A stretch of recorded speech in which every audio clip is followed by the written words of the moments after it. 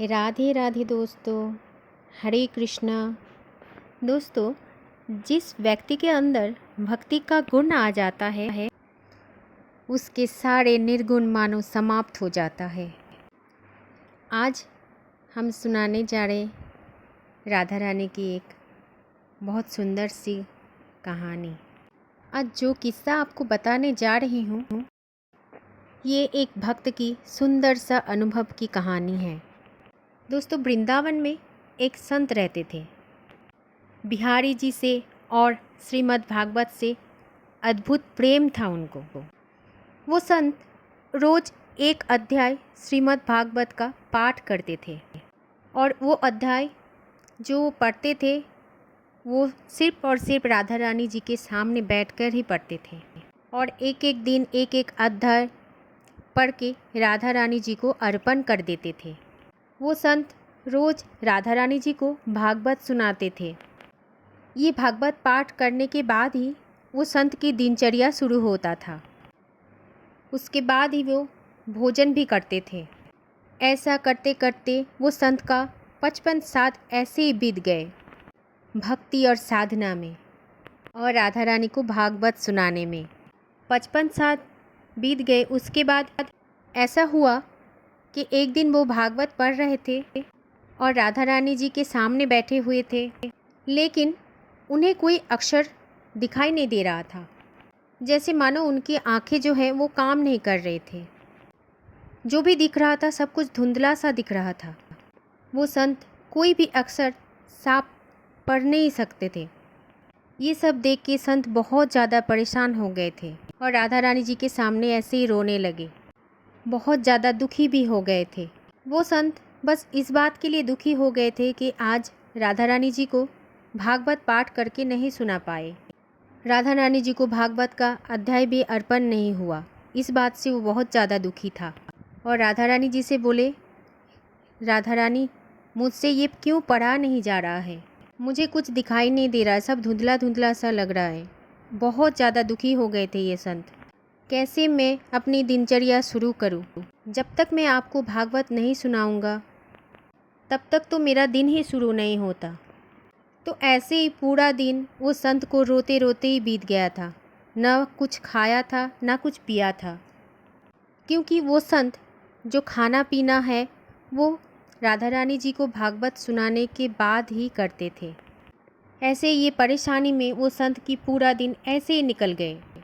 फिर शाम हुई तो देखा एक बच्चा वो संत के पास आया और बोला, बाबा, आप इतना दुखी क्यों दिखाई दे रहे हो?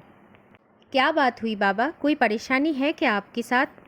तो संत ने उस बच्चे से बोला, हाँ बेटा, आज मैं अपनी राधा रानी जी को भागवत नहीं सुना पाई क्योंकि मुझसे कुछ पढ़ा ही नहीं जा रहा है। सब कुछ धुंधला धुंधला सा दिख रहा है।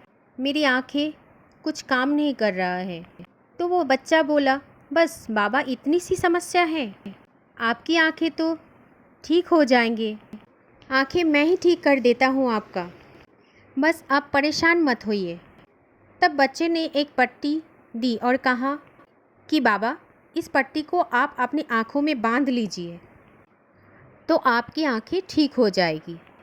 तब संत ने सोचा, ठीक है, शायद ये बच्चा कोई वैद्य का है, इसलिए मेरे पास आया होगा। हो सकता है उसे भी कोई ज्ञान प्राप्त है इस बारे में, और ज्ञान जो है वो तो किसी को भी प्राप्त हो सकता है। बस यही विश्वास के साथ वो संत ने आँखों में वो बच्चे का दिया हुआ पट्टी बांध ली। फिर सुबह नींद से जगे और उस साधु ने आँखों से वो पट्टी खोल दिया और देखा कि सब कुछ मानो साफ साफ दिखाई दे रहा है। सब कुछ साफ दिखाई दे रहा था वो संत को। सामने राधा रानी बैठी हुई थी, वैसी ही मुस्कुरा रही थी राधा रानी जी। सब कुछ दिख रहा था संत को, साफ साफ सब कुछ दिख रहे थे संत।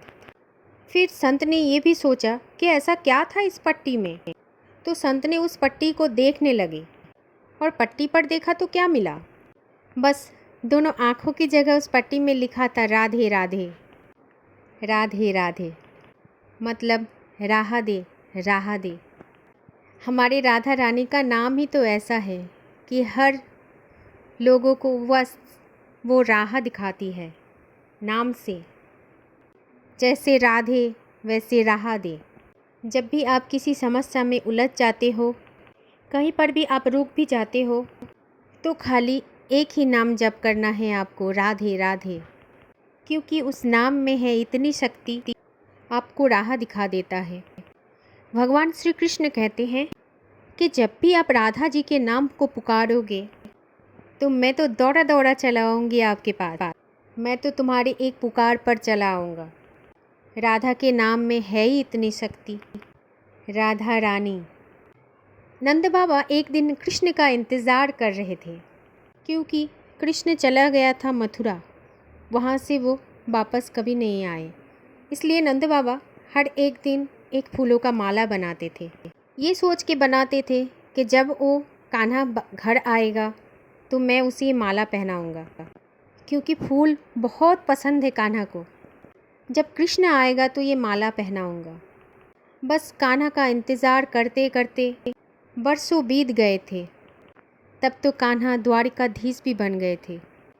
लौट के कभी भी गोकुल की तरफ नहीं आया था। नंद बाबा बस अपना काम करते रहते थे। बस मन ही मन में ये सोच रहा था, कभी तो आएगा मेरे कान्हा।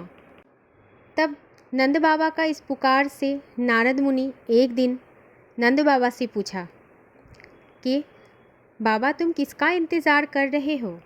क्यों रोज़ एक एक करके फूलों की माला तुम बनाते हो? तब नंद बाबा ने नारद जी को बोला कि मेरा कान्हा कभी तो आएगा मेरे पास, तब मैं उसको माला पहनाऊंगा।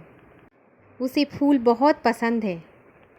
तब नारद मुनि ने कहा कि बाबा वो कभी नहीं आएगा, वो चला गया है और जहाँ से वो चला जाता है वापस वो कभी नहीं आता। वो तो ठाकुर है, उसको तो बस अपने लक्ष्य से प्रेम है। ठाकुर तो इस धरती पर भगवत गीता का ज्ञान देने के लिए आए थे। अपने जीवन में सब कुछ छोड़ते हुए बस आगे बढ़ते रहे थे। अपना प्रेम छोड़ा, अपना घर छोड़ा, अपने साथी को छोड़ा, सभी मित्रों को छोड़ा, बस सब कुछ छोड़ते हुए आगे बढ़ते चले गए। ठाकुर जी का तो लक्ष्य था कि इस पूरी दुनिया को भगवत गीता का ज्ञान देना था। उनका लक्ष्य था कि अधर्मियों को इस धरती से मुक्त करवाना। और नारद मुनि ने ये भी कहा कि आप एक काम कीजिए, वो ऐसे नहीं आएगा, आप बरसाना चले जाइए, वो राधा रानी के महल की तरफ चले जाइए, तब तो वो ज़रूर आएगा। ऐसा सुनने में आता है कि तब नारद की बात सुन के नंद बाबा ने एक माला ले करके बरसाने की तरफ बढ़ते रहे। और जैसे ही बरसाने की सीमा तक पहुँचे, जहाँ पर नंदगांव की सीमा ख़त्म होता है, वो कहते हैं कि ठाकुर वहाँ पे स्वयं आ गए थे और नंद बाबा से बोला, बाबा आप कहाँ जा रहे हो? तो बाबा ने बोला कि मैं बरसाना जा रही हूँ राधा से मिलने। तब कान्हा ने बाबा से बोला, ना बाबा वहाँ पर मत जाओ, आप तो मेरी शिकायत करने जा रहे हो वहाँ पर, बस वहाँ मत जाओ बाबा, मैं तुम्हारा माला यहीं पर ग्रहण करता हूँ।